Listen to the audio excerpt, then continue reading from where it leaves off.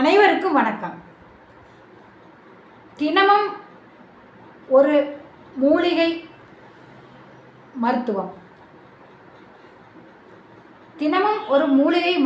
அப்படின்னா நம் வீடுகளில் வேலியோரம் இருக்கும். அதாவது கற்பூரவள்ளி அப்படின்னு சொல்லுவாங்க. கேரளாவில் பனிக்குறுக்கு இலை அப்படின்னு சொல்லுவாங்க. பனிக்குறுக்கு இலை அப்படின்னா, பனி அப்படின்னா காய்ச்சல்னு அர்த்தம். காய்ச்சல் கூட கேரளாவில் இந்த மருந்தை கை மருந்தாக செய்வாங்க. இந்த பனிக்குறுக்கு இலையை பாருங்கள், இதுதான் தண்டு மத்துன்னு இலைகள்லாம் கொஞ்சம் தடிமனாக இருக்கும். இதுதான் பனிக்குறுக்கு இலை. சரிங்களா? இந்த இலையோட மருத்துவ குணம் எண்ணற்ற மருத்துவ குணம் இருக்குங்க. அதில் சிலவற்றை நம்ம பார்க்கலாம். ஃபஸ்ட்டு, குழந்தைகளுக்கு ஏற்படக்கூடிய பச்சிளங்குழந்தைகளுக்கு ஏற்படக்கூடிய சளி இருமல் இருந்தால் இந்த இலையை ஒரு 10 இலையை எடுத்து நல்லா கழுகிட்டு வாஷ் பண்ணி, வாழலையும் வாஷ் பண்ணி எடுத்துட்டு, இன்னொரு வீடியோவில் இதை சொல்லியிருந்தேன். சரிங்களா? அப்போ புட்டு குடம் அப்படின்னு சொல்லுவாங்க இல்லையா, புட்டு வேவிக்கிற குடத்தில் சுற்றி ஆவியில் வேவிக்கணுங்க. சரியா? தண்ணியில் போட்டு வேவிக்கக்கூடாது. குழந்தைகளுக்கு கொடுக்குறதுனால நல்லா இதை சுத்தமாக கழுகிடணும். மஞ்சப்பொடி போட்டு சுத்தமாக கழுகி எடுத்துடணும். ஏன்னா இதில் பூச்சியெல்லாம், விஷப்பூச்சியெல்லாம் ஏறி அங்கிட்டு இங்கிட்டும் நடந்துருக்கும் இல்லையா?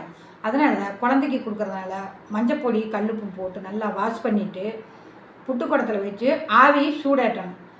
சூடு குறைஞ்ச பிறகு நம்ம கையை நல்லா விருத்தியாக கழுகிட்டு அதை அந்த இலையை லேசாக புழிஞ்சோம்னா ஆவி நீர் வரும். அதை வெளியே எடுத்துடணும். அதுக்கப்புறம் கையில் வச்சு நல்லா தேய்ச்சி இப்படி ஒரு வெள்ளை துணியில் தான் வடிகட்டணும். குழந்தைகளுக்கு கரடு இருக்கும், தொண்டையில் பிடிச்சிக்கும். அப்போ வெள்ளை துணியில் நல்லா வடிகட்டி பிழிஞ்சிட்டு அதில் தேன் அல்லது பனங்கற்கண்டு சேர்த்து ஸ்பூனில் ட்ராப்ஸ் ஆகிட்டு கொடுக்கலாம். இல்லை அப்படின்னா ஸ்பூனில் சாப்பிட்ற குழந்தைகள் இருந்தால் ஸ்பூனில் கொடுக்கலாம். சரிங்களா? அப்போது அந்த வறட்டை இருமலும் சளியும் நல்லா குறையுங்க. அதே மாதிரி பெரியவங்களுக்கு, ஆண்களுக்காகட்டும் பெண்களுக்காகட்டும், நுரையீரல் சளி பிரச்சனையை நல்லா கவமெல்லாம் வெளியே கொண்டு வரும். சரிங்களா? ஹார்ட்டு பிளட்டு பம்பிங் பண்ணும்போது நல்லா எந்த ஒரு இது இல்லாமல் நல்லா விரிஞ்சு ஓப்பன் செய்யக்கூடிய ஹார்ட்டு நல்லா பம்பிங் வேலை செய்யும். சரிங்களா?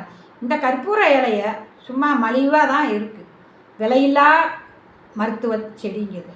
சரிங்களா? காசு கொடுத்து வாங்க வேண்டாம். ஒரு இனுக்கு வீட்டில் வச்சா போதும். அப்படி காடு மாதிரி தோப்பு மாதிரி நல்லா வளர்ந்துடும்.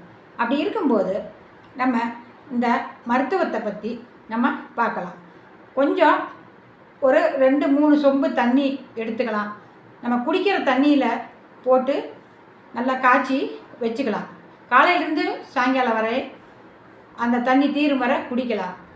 ஸ்கூலுக்கு போகிற குழந்தைகளுக்கும் கூட இந்த வாட்டர் கேன்களில் இந்த தண்ணியை காய்ச்சி கொடுத்து விடலாம். ஆனால் இது நிறையா தொற்றுகளை குறைக்கக்கூடியதுங்க. அருமையான மூலிகை. உடலில் ஏற்படக்கூடிய அஜீரணம், பொறுமல், வயிற்றுப்புண் இதெல்லாம் குணமாக்கும். அதே மாதிரி கிட்னியில் பிளட்டை சுத்தப்படுத்தக்கூடிய வேலை பார்க்குது.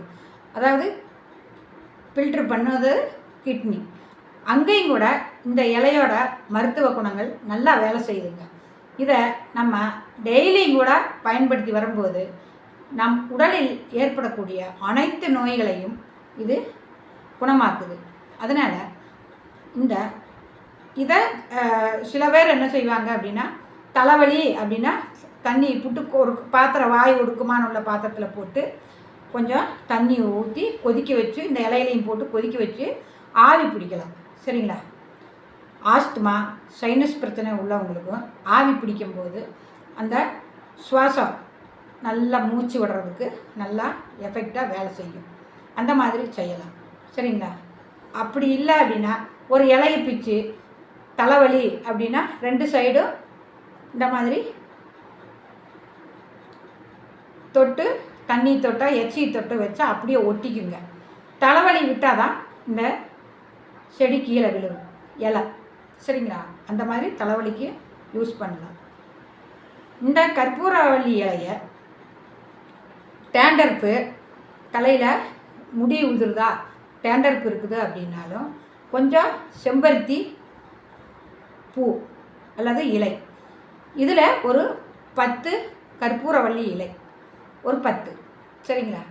அதே மாதிரி ஒரு 10 குறுமிளகு, அதாவது கடமிளகுன்னு சொல்லுவோம் இல்லையா, 10 கடமிளகு, செம்பருத்தி பூவு, கற்பூரவள்ளி இலை, 10 குறுமிளகு.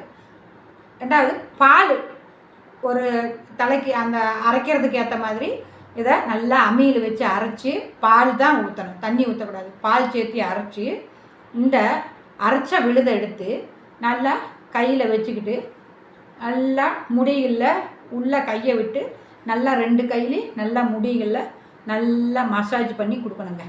இப்படி மசாஜ் பண்ணி கொடுக்கும்போது அந்த முடி உதர்ற முடியோட கால்களுக்கு நல்ல சத்து ஏற்படும். இதை முடி உதிர்வை தடுக்கும். ஒடுகு, அதாவது டேண்டர்ப்புன்னு சொல்லுவோம் இல்லைங்களா, அதை சரி செய்யும். சரிங்களா? என்னென்ன போடணும்னு சொல்லியிருக்கேன். செம்பருத்தி பூ அல்லது இலை, கற்பூரவள்ளி இலை 10, செம்பருத்தி பூ 10 அல்லது இலை, குறுமிளகு ஒரு 10. சரிங்களா? இதெல்லாம் நல்லா வச்சு விழுதா அரைக்கணுங்க. அரைச்சி தண்ணி சேர்க்காமல் பால் தான் ஊற்றணும். ஊற்றி நல்லா அரைச்சி கொஞ்சம் முடி நெம்ப இருக்குதா அப்படின்னா ஒரு 20 செம்பருத்தி பூ அல்லது இலை, 20 கற்பூரவள்ளி இது இலையே வச்சுக்கலாம், 10 குறுமிளகு போதும். பாலில் நல்லா அரைச்சி நல்லா அப்ளை பண்ணி 1 மணி நேரம், அதாவது வேலைக்கு போகிறவங்களா இருந்தாலும் சரி, ஸ்கூலுக்கு போகிற பிள்ளைகளாக இருந்தாலும் சரி, ஞாயிற்றுக்கிழமை போட்டிங்கன்னா லீவ் நாள் தான், 1 மணி நேரம் விட்டுட்டு நல்லா சீயக்காய் போட்டு நல்லா தேய்ச்சி குளிச்சுருங்க. சரிங்களா? இதை என்னன்னா டை இயற்கையான டை தயார் பண்ணுறதுக்கு எப்படின்னு அடுத்த வீடியோவில் காணொலியில் சொல்கிறேன். சரிங்களா? இதை இயற்கையான முறையில் என்னெல்லாம் சேர்த்து இயற்கையான டையை நம்ம உண்டாக்கலாம் அப்படின்ட்டு அடுத்த வீடியோவில் இதை பற்றி சொல்கிறேன். நம் ஆரோக்கியமாக இருப்பதற்கும் நம் உடல் ராஜ உறுப்புகள் சீராக இயங்குவதற்கும் நம் உடலை பேணி காப்பது நம் கையில் தாங்க இருக்குது. அதாவது நம் நலம் நம் கையில். நன்றி.